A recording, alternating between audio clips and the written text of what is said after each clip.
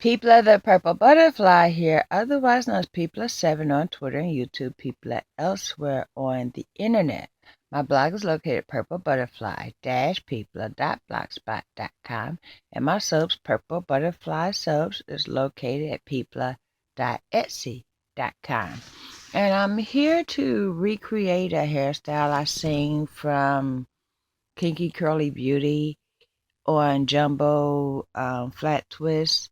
Hers was done in a King Solomon style in the front and a pompadour in the back. She called it the twist pompadour. And a friend of mine was saying how you get it to stand up that way. And they're using a old twist out or a stretching method. But this person that needs to know the information has extremely long hair, so that won't do her any good. I did mine on wet hair and just let it dry in the position so that way when I comb it out, it will become a twist out and give me that volume. But my hair is finally dry, and as you can tell, it's really flat. And that's because I haven't combed through it yet. To put it lightly, when you comb through a twist out or a banding or a stretching, basically what you're doing is a natural version of teasing the hair so that way it fluffs and stretches. Basically you're creating frizz, but in a controlled way so that way you don't have to detangle every 15 seconds. So I'm going to do that for you now. I have one of these. You know, you don't see me use these very often, but I'm kind of going to need one.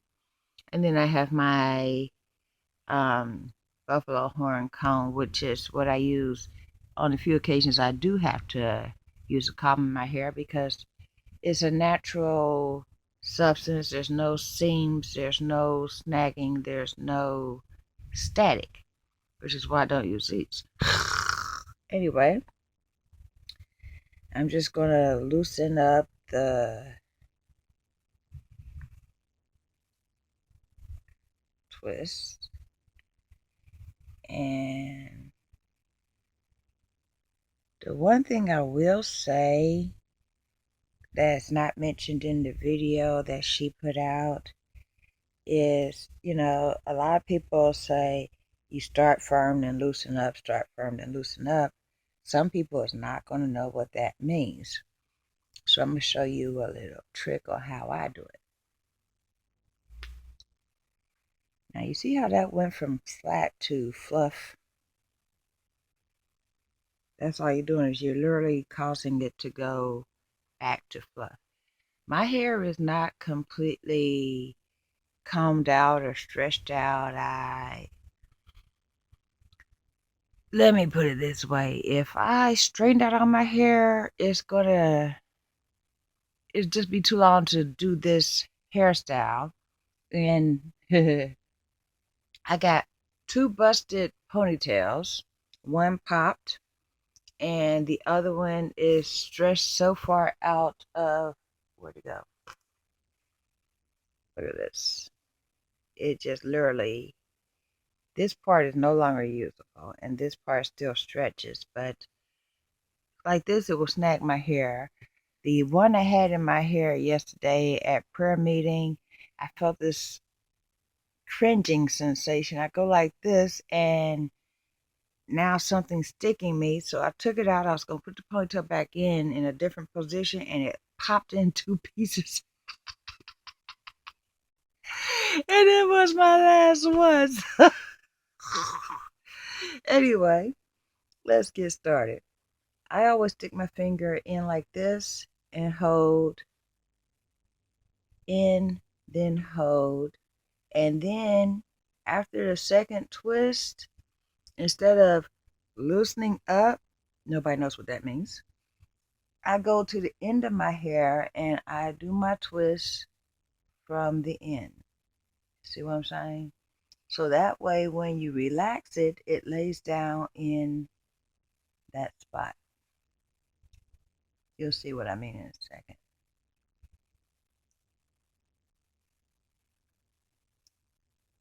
So basically, I'm just doing it like midway of the length.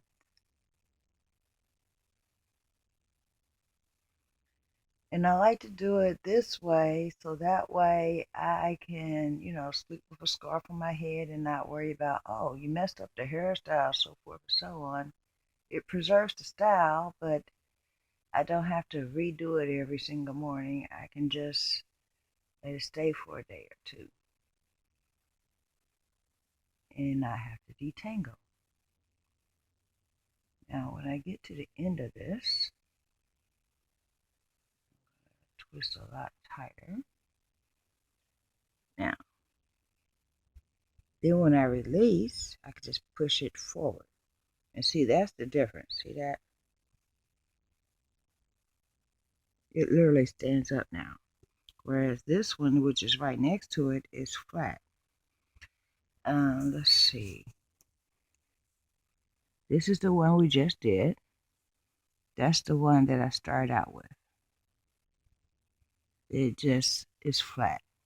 And what we're doing is we're lifting it up to this level here. It's called a jumbo twist. Okay, we're going to go over here to this one. This one I'm going to actually leave flat because, well, you'll see why in a second. It contributes to the finished look. And my hair is still slightly wet, but I styled it with a moisturizer, so yes, it's going to have to stay slightly wet. And it's raining outside, so the moisture is going to stay in the air. There we go. Now, oh, well, that one probably should go into this section, but since it didn't and it wants to tag along, we'll just go ahead and anchor, then do it from the edge. And this is just the way I do it. I'm really sure there's several ways to do this technique. KinkyCurlyBeauty's method is the simplest for most people who have experience with this technique, but if they're not real familiar with the terminologies, that might be a little bit confusing. Okay, now, well, here we go. And at the end of the section, twist, twist, twist, fluff, fluff, fluff. Ta-da. Now, what's going to happen, you've noticed it kind of curled under, and this one did the same thing. The magic happens when you go to anchor it over here, because then it forces it to lift up. But naturally, because it's a twisted hairstyle, it's going to curl under until it's ready to, be situated. And this one, I actually twisted going that way, so that's what I'll do this time.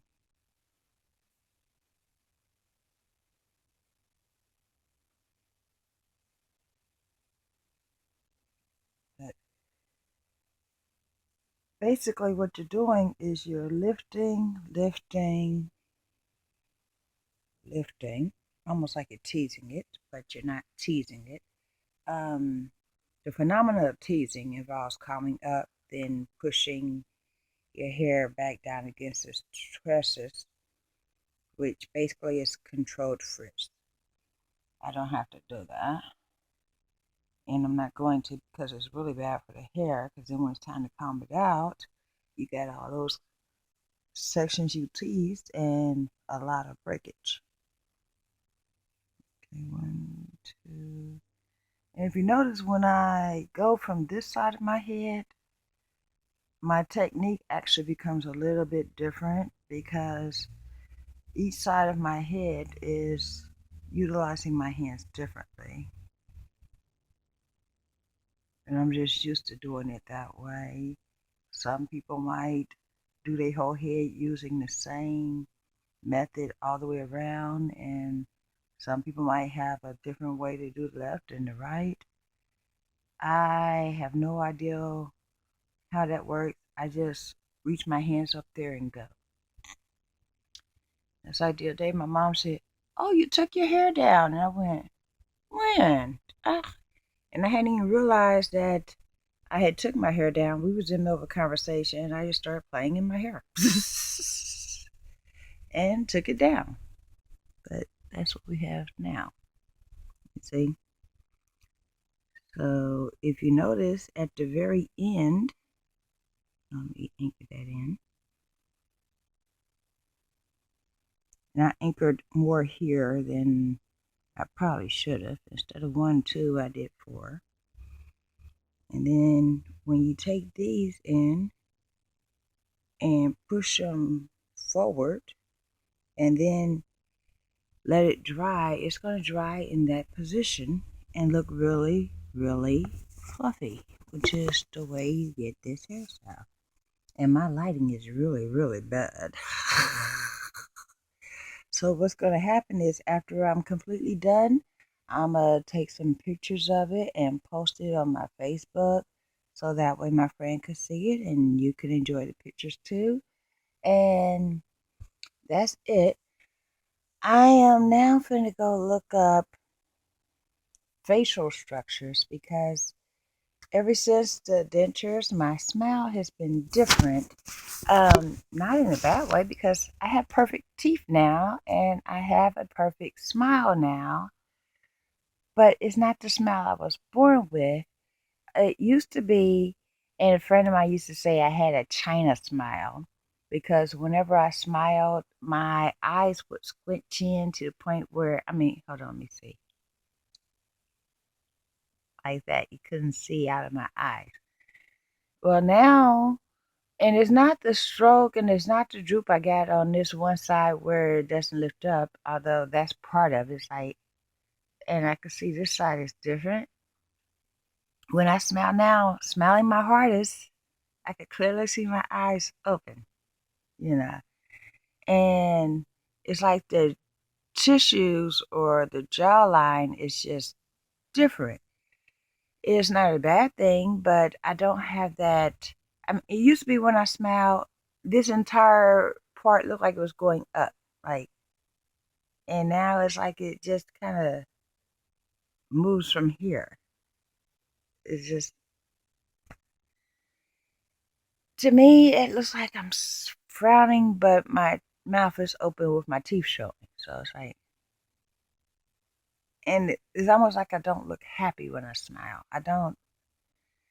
I know I'm probably not verbalizing that properly, but that's just, I don't get it. It's like there's some structural changes.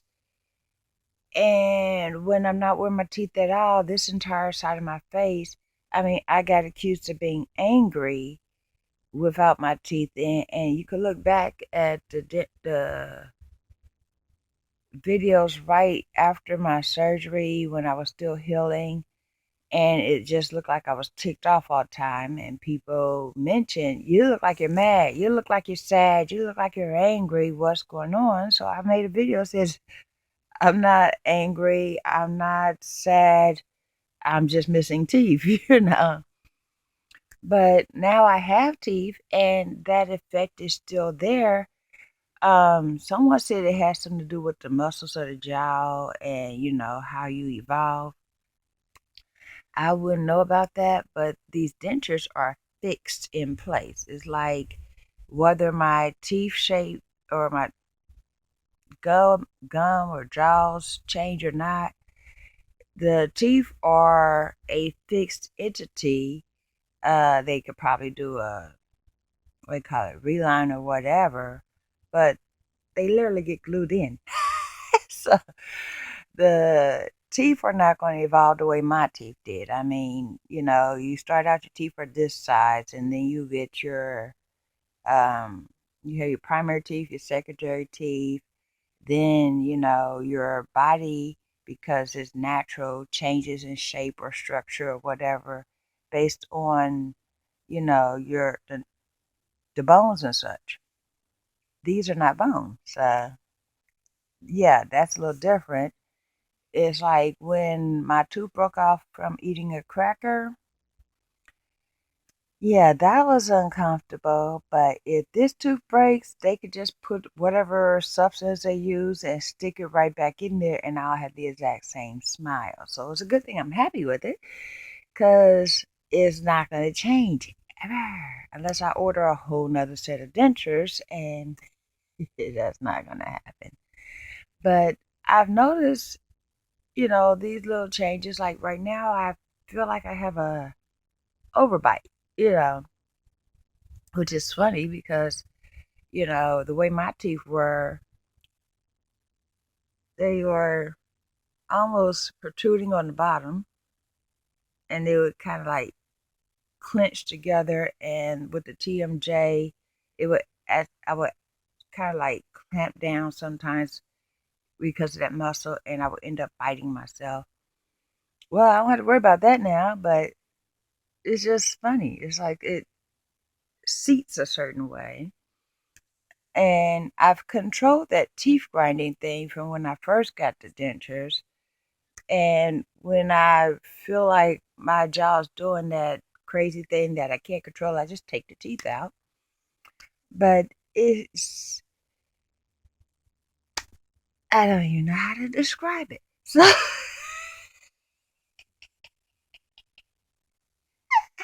you know what? I am going to finish this video with this has been People7 on Twitter, YouTube, people elsewhere on the internet. My blog is located purplebutterfly-people.blogspot.com, and my soaps, Purple Butterfly Soaps, can be located at people.etsy.com. Y'all stay blessed and stay tuned. Bye now. Butterfly here again, and this is the finished look. Let's see if I can get close enough to see it. I will be posting pictures, but as you can tell, I have well, it's actually a knit needle, but I have like a chopstick type format going on because there's no way that this is going to suffice, and I don't have any pins. So I wanted to try the hairstyle. It's a hairstyle I've actually tried in the past, but using a different technique. But yeah, it does work to, you know, stand up your twist. And then, where's that? I can always take and lift it, which is helpful. But the sides I left flat because that way it gives it a certain shape. But I was trying to see if the shadow can help lift that up. But I'll go downstairs right now and make another video in better lighting of the 360. So this has been People7 on Twitter and YouTube, people elsewhere on the internet. My blog is located at purplebutterfly-people.blogspot.com, and my soaps, Purple Butterfly Soaps, can be located at people.etsy.com. And Karina, I hope this has been very helpful to you. Bye now. That's People7 on Twitter and YouTube, people elsewhere on the internet. My blog is located at purplebutterfly-people.blogspot.com. And my soaps, Purple Butterfly Soaps, can be located at people.etsy.com. And this is the 360 of Kinky Curly Beauty's flat twist Pomodoro. Did mine a little bit differently, as you could tell, but this is what I got. And this really makes my silver and gray show up a lot, so I'm kind of loving that. I did twist up the back instead of leaving it in a pompadour because when I try to do my hair in a smooth format, first of all, I don't have any bobby pins and clips and all that. And secondly, I already know because it's done it twice. When I try to smooth it down and hold it, it frizzed up and said, "Hey, how y'all doing?" So, when I anchor my stuff down, I anchor it down. When I braid it, I braid it. When I leave it free, I leave it free. Because I work with what I got, and what I got is not real conducive to behaving the way I want it to behave. When I want it to be flat, it wants to be curly. When I want it to be curly, it wants to say, I ain't trying to get up today. Wake me up later. This is making a contrasting color, so let me move that out your way. Oh, well, without dropping it on the floor. There we go. Nobody will get mad because the towel hit the floor because it's not a towel. So this is your 360. And I just realized I'm actually turning the opposite way of the way I usually do a 360. So yeah.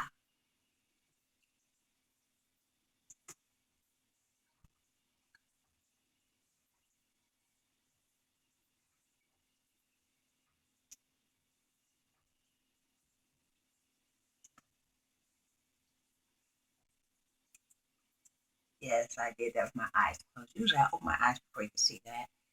But when I turn, especially relatively fast, I get dizzy really, really quickly. So if I close my eyes, that doesn't happen because I don't know if it's because of the stroke or because of, the motion and my body's different. But if I turn too fast and I don't close my eyes, I will go couple. And that's not a good look for me. Anyway, this has been People at 7 on Twitter, YouTube, People at elsewhere on the internet. My blog is located at purplebutterfly-people.blogspot.com, and my subs, Purple Butterfly Subs, can be located at people.etsy.com. Y'all stay blessed and stay tuned. I am tired of bouncing up on this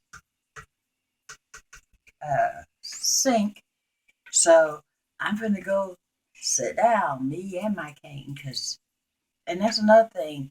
I have to use that cane all the time, otherwise I have to lean on this. And when I do the 360, I'm literally holding on to this sink or the uh, space saver doohickey or it's like anything becomes my brace. Yeah, now you know too much about me. I'm signing out. Bye now.